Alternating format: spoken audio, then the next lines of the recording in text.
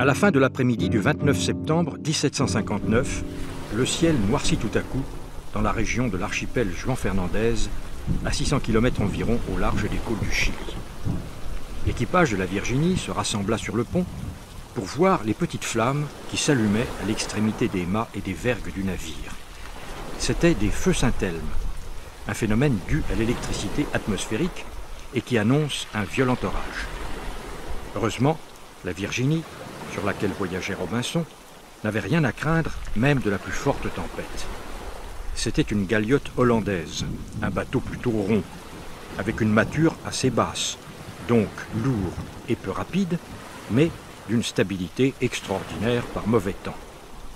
Aussi, le soir, lorsque le capitaine Van Duyssel vit un coup de vent faire éclater l'une des voiles comme un ballon, il ordonna à ses hommes de replier les autres voiles et de s'enfermer avec lui à l'intérieur en attendant que ça se passe. Le seul danger qui était à craindre, c'était des récifs ou des bancs de sable.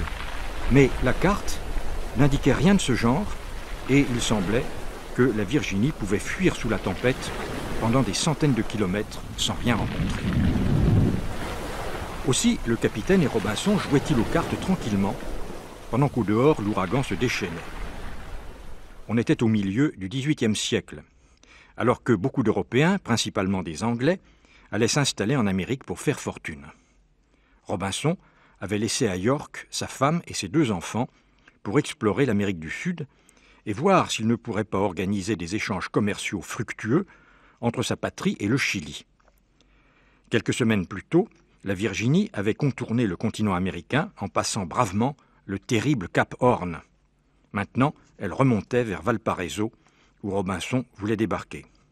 « Ne croyez-vous pas que cette tempête va beaucoup retarder notre arrivée au Chili ?» demanda-t-il au capitaine en battant les cartes. Le capitaine le regarda avec un petit sourire ironique en caressant son verre de genièvre, son alcool préféré. Il avait beaucoup plus d'expérience que Robinson et se moquait souvent de son impatience de jeune homme. « Quand on entreprend un voyage comme celui que vous faites, lui dit-il, après avoir tiré une bouffée de sa pipe, on part quand on le veut, mais on arrive quand Dieu le veut. » Puis, il déboucha un tonnelet de bois où il gardait son tabac et il y glissa sa longue pipe de porcelaine. Ainsi, expliqua-t-il, elle est à l'abri des chocs et elle s'imprègne de l'odeur mielleuse du tabac. Il referma son tonnelet à tabac et se laissa aller paresseusement en arrière. « Voyez-vous, dit-il, l'avantage des tempêtes, c'est qu'elles vous libèrent de tout souci. Contre les éléments déchaînés, il n'y a rien à faire. Alors, on ne fait rien. On s'en remet au destin. » À ce moment-là, le fanal suspendu à une chaîne qui éclairait la cabine accomplit un violent arc de cercle et éclata contre le plafond. Avant que l'obscurité totale se fasse, Robinson eut encore le temps de voir le capitaine plonger la tête la première par-dessus la table. Robinson se leva et se dirigea vers la porte. Un courant d'air lui apprit qu'il n'y avait plus de porte. Ce qu'il y avait de plus terrifiant après le tangage et le roulis qui duraient depuis plusieurs jours, c'était que le navire ne bougeait plus du tout. Il devait être bloqué sur un banc de sable ou sur des récifs. Dans la vague lueur de la pleine lune, balayée par des nuages, Robinson distingua sur le pont un groupe d'hommes qui s'efforçaient de mettre à l'eau un canot de sauvetage. Il se dirigeait vers eux pour les aider quand un choc formidable ébranla le navire. Aussitôt après, une vague gigantesque roula sur le pont et balaya tout ce qui s'y trouvait, les hommes comme le matériel.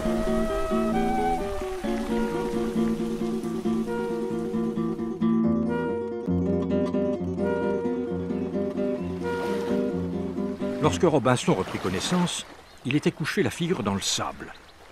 Une vague déferla sur la grève mouillée et vint lui lécher les pieds. Il se laissa rouler sur le dos. Des mouettes noires et blanches tournoyaient dans le ciel redevenu bleu après la tempête. Robinson s'assit avec effort et ressentit une vive douleur à l'épaule gauche. La plage était jonchée de poissons morts, de coquillages brisés et d'algues noires rejetées par les flots. À l'ouest, une falaise rocheuse s'avançait dans la mer et se prolongeait par une chaîne de récifs. C'était là que se dressait la silhouette de la Virginie avec ses mâts arrachés et ses cordages flottant dans le vent. Robinson se leva et fit quelques pas. Il n'était pas blessé, mais son épaule contusionnée continuait à lui faire mal. Comme le soleil commençait à brûler, il se fit une sorte de bonnet en roulant de grandes feuilles qui croissaient au bord du rivage. Puis il ramassa une branche pour s'en faire une canne et s'enfonça dans la forêt.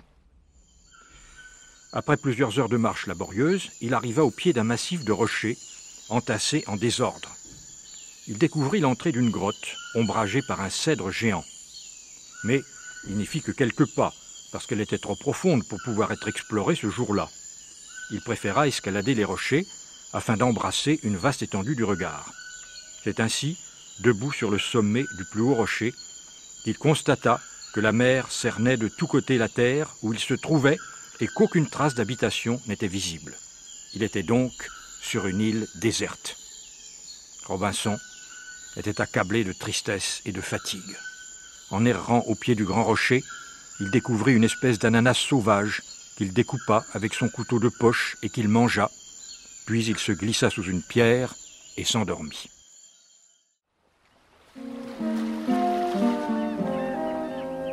Réveillé par les premiers rayons du soleil levant, Robinson commença à redescendre vers le rivage d'où il était parti la veille.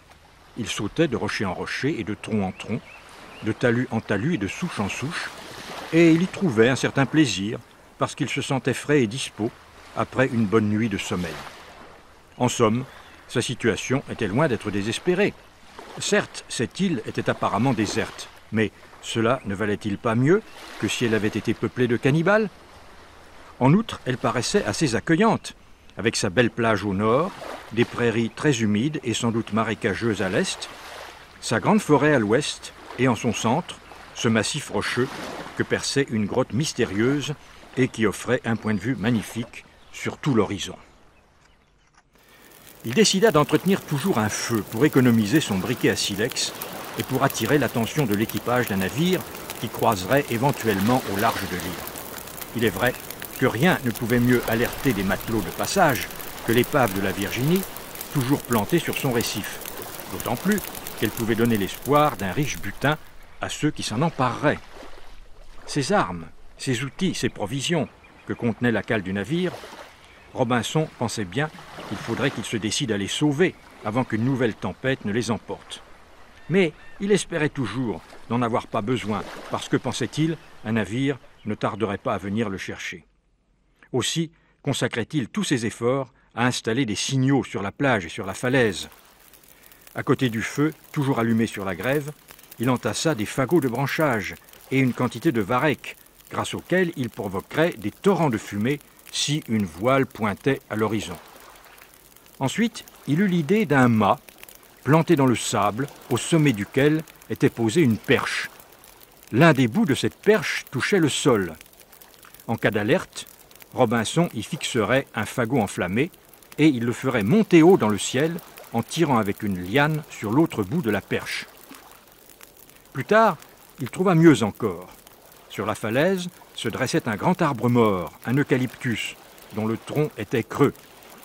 Il bourra le tronc de brindilles et de bûchettes qui, enflammées, transformeraient vite tout l'arbre en une immense torche visible à des kilomètres.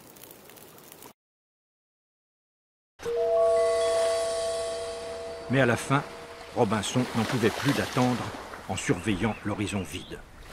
Il décida d'entreprendre la construction d'un bateau assez important pour rejoindre la côte du Chili. Pour cela, il lui fallait des outils.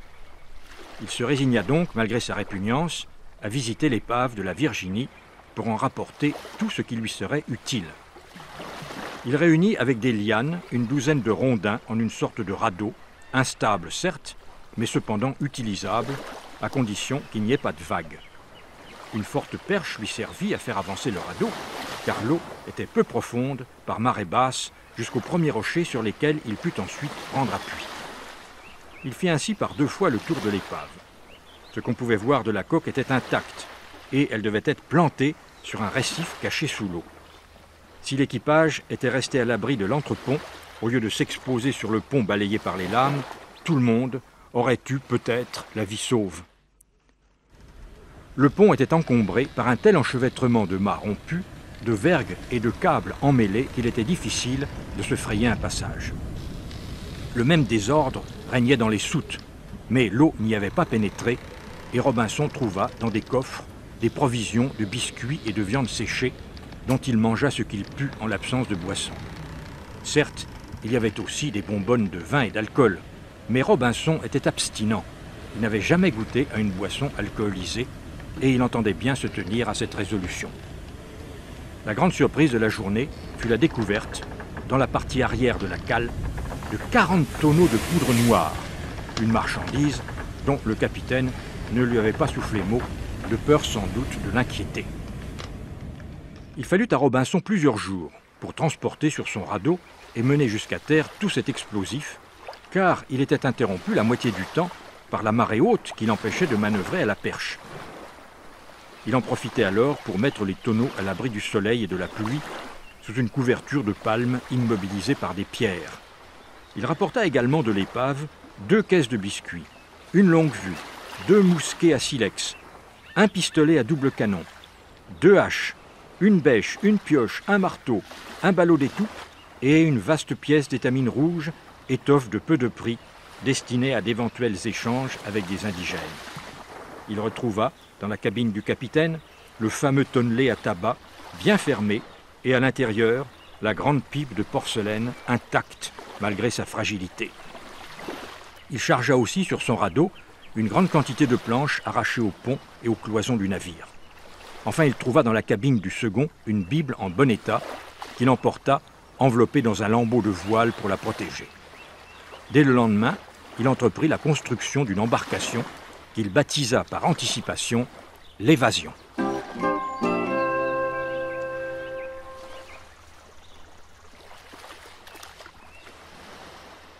Dans une clairière parfaitement plane, Robinson mit à jour, sous les herbes, un beau tronc de myrte sec, sain et de belle venue qui pourrait faire la pièce maîtresse de son futur bateau. Il se mit aussitôt au travail, non sans continuer à surveiller l'horizon qu'il pouvait voir de son chantier, car il espérait toujours la survenue d'un navire. Après avoir ébranché le tronc, il l'attaqua à la hache pour lui donner le profil d'une poutre rectangulaire. Malgré toutes ses recherches dans la Virginie, il n'avait pu trouver ni clous, ni vis, ni vilebrequin, ni même une scie. Il travaillait lentement, soigneusement, assemblant les pièces du bateau comme celles d'un puzzle. Il escomptait que l'eau, en faisant gonfler le bois, donnerait à la coque une solidité et une étanchéité supplémentaires. Il eut même l'idée de durcir à la flamme l'extrémité des pièces, puis de les arroser après l'assemblage pour mieux les souder dans leur logement. 100 fois, le bois se fendit sous l'action soit de l'eau, soit de la flamme, mais il recommençait toujours sans ressentir ni fatigue ni impatience. Faute de vernis ou même de goudron pour enduire la coque, Robinson entreprit de fabriquer de la glu. Il dut pour cela raser presque entièrement un petit bois de houx qu'il avait repéré dès le début de son travail. Pendant 45 jours, il débarrassa les arbustes de leur première écorce et recueillit l'écorce intérieure en la découpant en lanières. Puis il fit longtemps bouillir dans un chaudron ces lanières d'écorce et il les vit peu à peu se décomposer en un liquide épais et visqueux. Il répandit ce liquide encore brûlant sur la coque du bateau. L'évasion était terminée. Robinson commença à rassembler les provisions qu'il embarquerait avec lui. Mais il abandonna bientôt cette besogne en songeant qu'il convenait d'abord de mettre à l'eau sa nouvelle embarcation pour voir comment elle se comporterait. En vérité, il avait très peur de cette épreuve qui allait décider de son avenir. L'évasion, allait-elle bien tenir la mer? Serait-elle assez étanche? N'allait-elle pas chavirer sous l'effet de la première vague? Dans ses pires cauchemars, elle coulait à pic, à peine avait-elle touché l'eau, et Robinson la voyait s'enfoncer comme une pierre dans des profondeurs vertes. Enfin, il se décida à procéder au lancement de l'évasion. Il constata d'abord qu'il était incapable de traîner sur l'herbe et sur le sable jusqu'à la mer cette coque qui devait bien peser 500 kilos. À vrai dire, il avait complètement négligé ce problème du transport du bateau jusqu'au rivage. C'était en partie parce qu'il avait trop lu la Bible et surtout les pages concernant l'arche de Noé. Construite loin de la mer, l'arche n'avait eu qu'à attendre que l'eau vînt à elle sous forme de pluie et de ruissellement du haut des montagnes. Robinson avait commis une erreur fatale en ne construisant pas l'évasion directement sur la plage. Il essaya de glisser des rondins sous la quille pour la faire rouler. Rien ne bougeait, et il parvint tout juste à défoncer l'une des planches de la coque en pesant sur elle avec un pieu qui basculait en levier sur une bûche. Au bout de 3 jours d'efforts inutiles, la fatigue et la colère lui brouillaient les yeux. Il songea alors à creuser depuis la mer une tranchée dans la falaise jusqu'à l'emplacement du bateau. Celui-ci pourrait glisser dans cette tranchée et se retrouver ainsi au niveau du rivage. Il se jeta au travail. Puis il calcula qu'il lui faudrait des dizaines d'années de travaux de terrassement pour réaliser ce projet. Il renonça.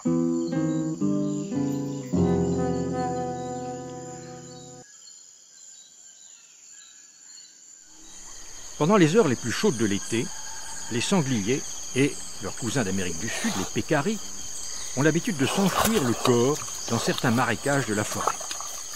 Ils battent l'eau du marécage avec leurs pattes jusqu'à ce qu'elle forme une sorte de boue très liquide, puis ils s'y enfoncent en ne laissant passer que leur tête et se trouvent ainsi à l'abri de la chaleur et des moustiques. Découragé par l'échec de l'évasion, Robinson avait eu l'occasion de suivre un jour un troupeau de pécaris qu'il avait vu s'enfouir ainsi dans leur souille. Il était si triste et si fatigué qu'il avait eu envie de faire comme ces animaux. Il avait enlevé ses vêtements et il s'était laissé glisser dans la boue fraîche en ne laissant passer à la surface que son nez, ses yeux et sa bouche. Il passait des journées entières couché ainsi au milieu des lentilles d'eau, des nénuphars et des œufs de grenouille. Les gaz qui se dégageaient de l'eau croupie lui troublaient l'esprit. Parfois, il se croyait encore dans sa famille, à York. Il entendait les voix de sa femme et de ses enfants. Ou bien, il s'imaginait être un petit bébé dans un berceau, et il prenait les arbres que le vent agitait au-dessus de sa tête pour des grandes personnes penchées sur lui. Quand il s'arrachait le soir à la boue tiède, la tête lui tournait. Il ne pouvait plus marcher qu'à 4 pattes, et il mangeait n'importe quoi, le nez au sol comme un cochon. Il ne se lavait jamais, et une croûte de terre et de crasse séchée le couvrait des pieds à la tête. Un jour, qu'il broutait une touffe de cresson dans une mare, il crut entendre de la musique. C'était comme une symphonie du ciel, des voix d'anges, accompagnées par des accords de harpe. Robinson pensa qu'il était mort et qu'il entendait la musique du paradis. Mais en levant les yeux, il vit pointer une voile blanche à l'est de l'horizon. Il se précipita jusqu'au chantier de l'évasion, où traînaient ses outils et où il retrouva son briquet. Puis il courut vers l'eucalyptus creux, enflamma un fagot de branches sèches et le poussa dans la gueule qu'ouvrait le tronc au ras du sol. Un torrent de fumée âcre en sortit aussitôt, mais le feu parut tarder à prendre. D'ailleurs, à quoi bon ? Le navire se dirigeait droit sur l'île. Bientôt, il allait jeter l'ancre à proximité de la plage et une chaloupe allait s'en détacher. Avec des rires de fou, Robinson courait en tous sens à la recherche d'un pantalon et d'une chemise qu'il finit par retrouver sous la coque de l'évasion. Puis il courut vers la plage tout en se griffant le visage pour démêler la barbe et les cheveux qui lui faisaient un masque de bête. Le navire était tout près maintenant et Robinson le voyait distinctement, incliner gracieusement toute sa voilure vers les vagues crêtées d'écume. C'était un de ces galions espagnols qui rapportaient autrefois, à travers l'océan, l'or, l'argent et les gemmes du Mexique. À mesure qu'il approchait, Robinson distinguait une foule brillante sur le pont. Une fête paraissait se dérouler à bord. La musique provenait d'un petit orchestre et d'un chœur d'enfants en robe blanche, groupés sur le gaillard d'arrière. Des couples dansaient noblement autour d'une table chargée de vaisselle d'or et de cristal. Personne ne paraissait voir le naufragé, ni même le rivage que le navire longeait maintenant après avoir viré de bord. Robinson le suivait en courant sur la plage. Il hurlait, agitait les bras, s'arrêtait pour ramasser des galets qu'il lançait dans sa direction. Il tomba, se releva, tomba encore. Le galion arrivait maintenant au bout de la plage où commençait une région de dunes de sable. Robinson se jeta à l'eau et nagea de toutes ses forces vers le navire dont il ne voyait plus que le château arrière drapé de brocart. À l'une des fenêtres, pratiquée dans l'encorbellement, une jeune fille était accoudée et souriait tristement vers lui. Robinson connaissait cet enfant, il en était sûr. Mais qui était-ce ? Il ouvrit la bouche pour l'appeler. L'eau salée envahit sa gorge. Ses yeux ne virent plus que de l'eau verte où fuyait une petite raie à reculons. Une colonne de flammes le tira de son évanouissement. Comme il avait froid. Là-haut, sur la falaise, l'eucalyptus flambait comme une torche dans la nuit. Robinson se dirigea en titubant vers cette source de lumière et de chaleur. Il passa le reste de la nuit recroquevillé dans les herbes, le visage tourné vers le tronc incandescent, et il se rapprochait du foyer à mesure que sa chaleur diminuait. Vers les premières heures de l'aube, il parvint enfin à identifier la jeune fille du galion.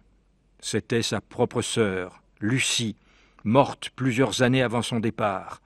Ainsi, ce bateau, ce galion, type de navire qui avait d'ailleurs disparu des mers depuis plus de 2 siècles, n'existait pas.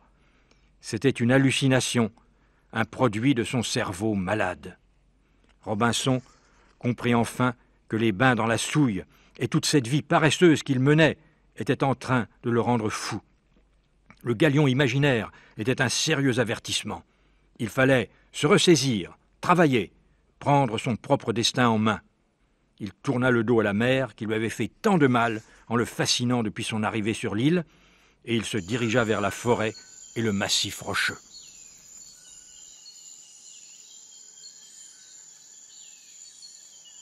Durant les semaines qui suivirent, Robinson explora l'île méthodiquement et tâcha de repérer les sources et les abris naturels, les meilleurs emplacements pour la pêche, les coins à noix de coco, à ananas et à choux palmistes.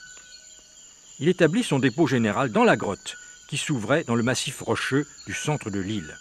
Il y transporta tout ce qu'il put arracher à l'épave qui avait résisté par chance aux tempêtes des mois précédents.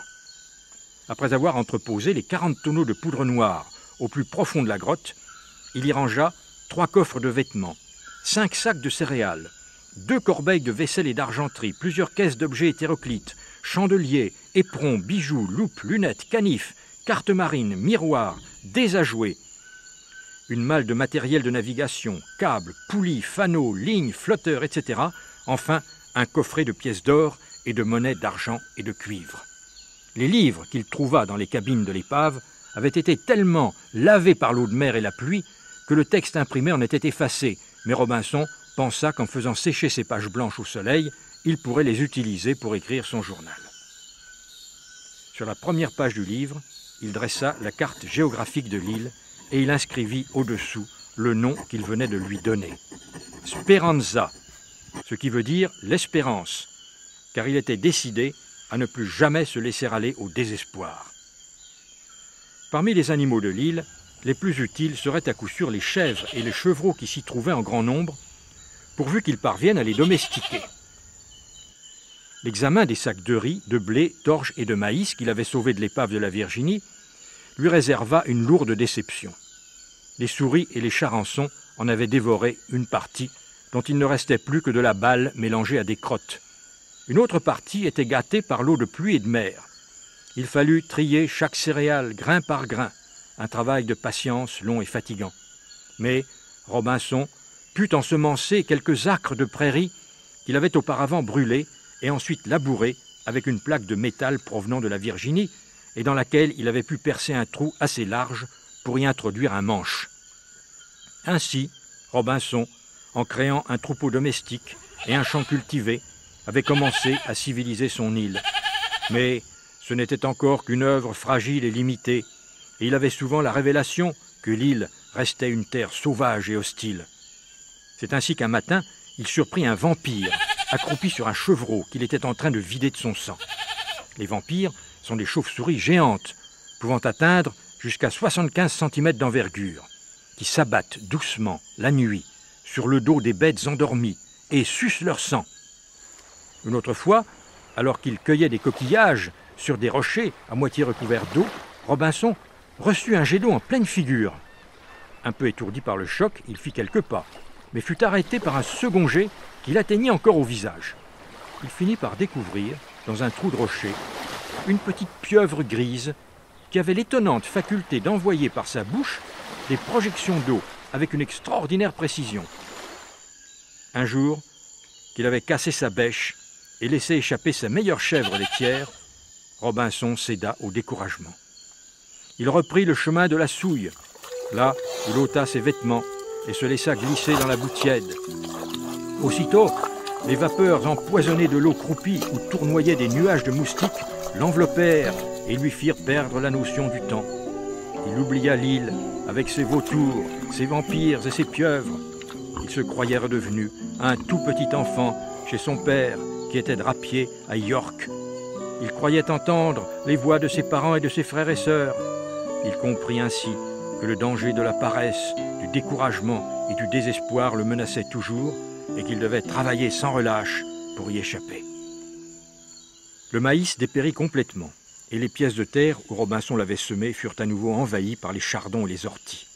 Mais l'orge et le blé prospéraient et il éprouvait la première joie que lui donnait Speranza en caressant de la main les jeunes tiges souples et tendres.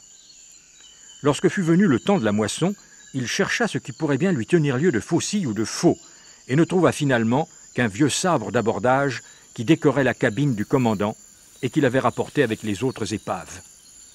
Il voulut d'abord procéder méthodiquement, pas à pas, comme il avait vu faire les paysans de la campagne chez lui, mais à manier cette arme héroïque, il fut pris par une sorte d'ardeur belliqueuse, et il avança en la faisant tournoyer au-dessus de sa tête et en poussant des rugissements furieux.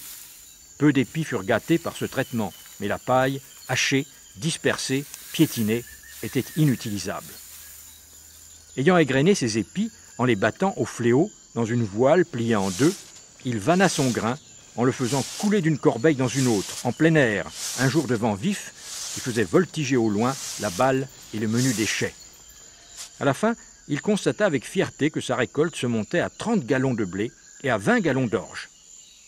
Il avait préparé pour moudre son grain un mortier et un pilon, un tronc d'arbre évidé et une forte branche à l'extrémité arrondie, et le four était garni pour la première cuisson.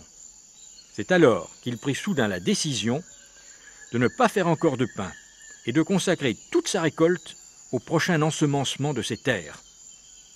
En se privant ainsi de pain, il croyait accomplir un acte méritoire et raisonnable. En réalité, il obéissait à un nouveau penchant, l'avarice, qui allait lui faire beaucoup de mal.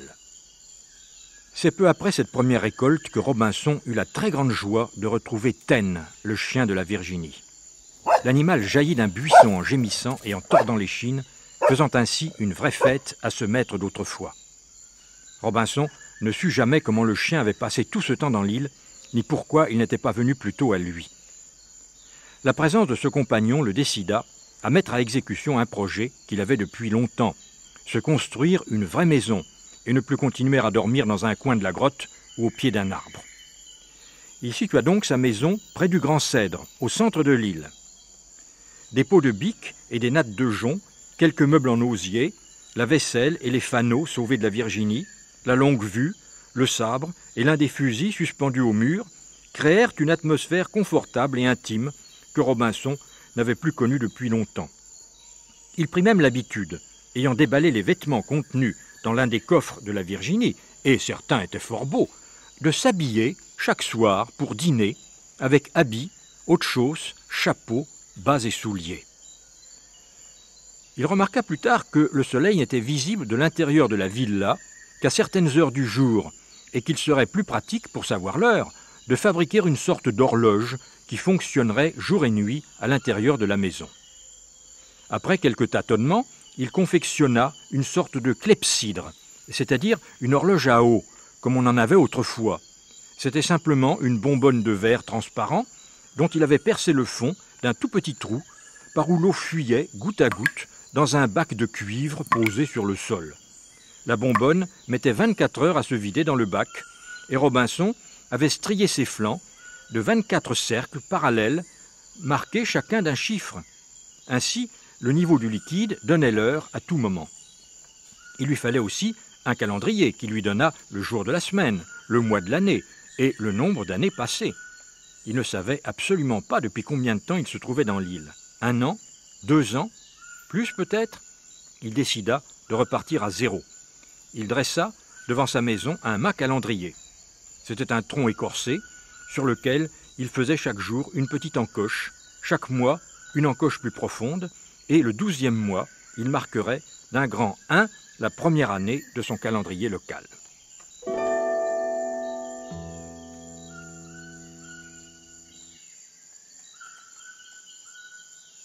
La vie suivait son cours, mais Robinson éprouvait de plus en plus le besoin de mieux organiser son emploi du temps. Il avait toujours peur de retomber dans la souille et peut-être de devenir comme une bête. C'est très difficile de rester un homme quand personne n'est là pour vous y aider. Contre cette mauvaise pente, il ne connaissait comme remède que le travail, la discipline et l'exploitation de toutes les ressources de l'île. Lorsque son calendrier eut 1000 jours inscrits, il décida de donner des lois à l'île de Speranza. Il revêtit un costume de cérémonie, il se plaça devant un pupitre qu'il avait imaginé et fabriqué pour pouvoir écrire debout, puis, ouvrant l'un des plus beaux livres lavés qu'il avait trouvé dans la Virginie, il écrivit « Charte de l'île de Speranza, commencé le 1000e jour du calendrier local. » Article 1er. Robinson Crusoe, né à York le 19 décembre 1737, est nommé gouverneur de l'île de Speranza, située dans l'océan Pacifique, entre les îles Juan Fernandez et la côte orientale du Chili. En cette qualité, il a tout pouvoir pour légiférer sur l'ensemble du territoire insulaire et de ses eaux territoriales. Article 2. Les habitants de l'île sont tenus de penser à haute voix. En effet, parce qu'ils n'avaient personne à qui parler, Robinson craignait de perdre l'usage de la parole. Déjà, il éprouvait, quand il voulait parler, un embarras de la langue, comme s'il avait bu un peu trop de vin. Désormais, il avait l'obligation de parler sans arrêt aux arbres, aux pierres, aux nuages, mais bien entendu aussi aux chèvres et Athènes. Article 3. Le vendredi est jeûné. Article 4. Le dimanche est chômé. À 19h le samedi, tout travail doit cesser dans l'île et les habitants doivent revêtir leurs meilleurs vêtements pour le dîner. Le dimanche matin à 10h, ils se réuniront dans le temple pour la prière. Dans ces lois, Robinson ne pouvait pas s'empêcher de faire comme si l'île avait de nombreux habitants. En effet, il lui paraissait absurde de faire des lois pour un homme seul. Et puis il se disait que peut-être un jour le hasard lui amènerait un ou plusieurs compagnons. Article 5. Seul le gouverneur est autorisé à fumer la pipe, mais seulement une fois par semaine, le dimanche après-midi après le déjeuner. Il avait découvert depuis peu l'usage et l'agrément de la pipe de porcelaine du capitaine Van Dysel. Malheureusement, la provision de tabac du barillet ne durerait qu'un temps et il s'efforçait de la prolonger autant que possible. Il s'accorda quelques instants de réflexion avant de déterminer les peines qui frapperaient ceux qui n'observeraient pas ces lois. Il fit quelques pas en direction de la porte qu'il ouvrit toute grande. Comme la nature était belle, le feuillage des arbres faisait comme une mer verte que le vent agitait et qui se mêlait au loin avec la ligne bleue de l'océan.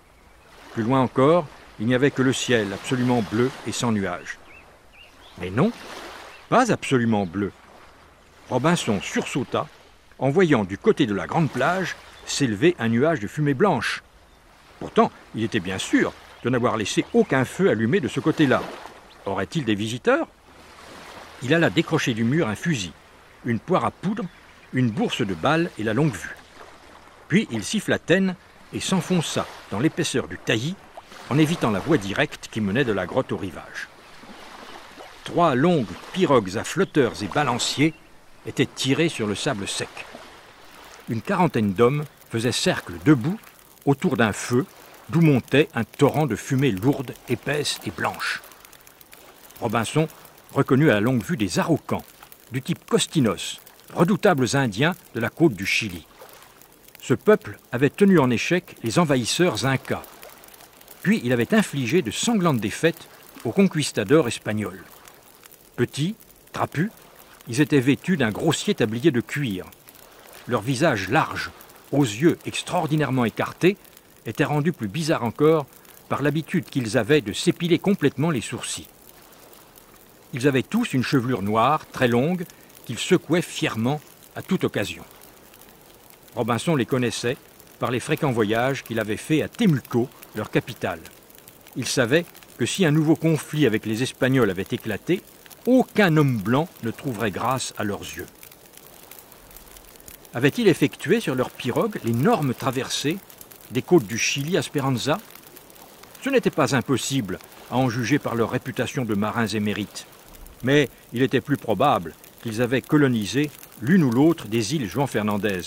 Et Robinson pensa aussitôt qu'il avait eu de la chance, de ne pas avoir été jeté entre leurs mains, car il aurait été à coup sûr réduit en esclavage, ou peut-être même massacré. Grâce à des récits qu'il avait entendus en Araucanie, il devinait le sens de la cérémonie qui se déroulait actuellement sur le rivage. Une vieille femme, maigre et échevelée, allait et venait en chancelant au milieu du cercle formé par les hommes. Elle s'approchait du feu, y jetait une poignée de poudre et respirait avidement la lourde fumée blanche qui s'élevait aussitôt. Puis elle se tournait vers les Indiens immobiles, et elle paraissait les passer en revue, pas à pas, s'arrêtant devant celui-ci, puis devant celui-là. Ensuite, elle revenait près du foyer et le manège recommençait. Il s'agissait d'une sorcière qu'on avait chargée de trouver parmi les Indiens lequel était responsable d'un malheur quelconque qui avait frappé la tribu, maladie, mort inexplicable ou simplement incendie, orage, mauvaise récolte. Et tout à coup, elle choisit en effet sa victime. Son long bras maigre se tendit vers l'un des hommes, tandis que sa bouche, grande ouverte, proférait des malédictions que Robinson n'entendait pas. L'Indien désigné par la sorcière se jeta à plat ventre sur le sol, secoué de grands frissons de terreur. L'un des Indiens marcha vers lui. Il leva sa machette, un grand couteau qui leur sert d'arme et d'outil à la fois, et fit d'abord voler le tablier du misérable. Puis il l'abattit sur lui à coups réguliers, détachant sa tête, puis ses bras et ses jambes. Enfin, les 6 morceaux de la victime furent portés dans le feu, dont la fumée aussitôt devint noire. Les Indiens avaient rompu le cercle et se dirigeaient vers les embarcations. 6 d'entre eux en sortirent des outres et se dirigèrent vers la forêt. Robinson s'enfonça rapidement sous les arbres, sans perdre de vue les hommes qui envahissaient son domaine. S'il venait à découvrir des traces de sa vie dans l'île, il pourrait se lancer à sa poursuite et il leur échapperait difficilement. Mais heureusement, le premier point d'eau se trouvait à la lisière de la forêt et les Indiens n'eurent pas à s'enfoncer bien avant dans l'île. Ils remplirent leurs outres, qu'ils portaient à 2, suspendues à une perche, et ils se dirigèrent vers les pirogues où leurs compagnons avaient pris place. La sorcière était accroupie sur une sorte de siège d'apparat placé à l'arrière d'un des 2 bateaux. Lorsque les pirogues eurent disparu derrière les falaises, Robinson s'approcha du bûcher. On y distinguait encore les restes de l'homme si cruellement sacrifié, parce qu'il avait été déclaré responsable de quelque calamité. Et ce fut plein de peur, de dégoût et de tristesse que Robinson regagna sa maison de gouverneur, où il se remit à la rédaction des lois de Speranza.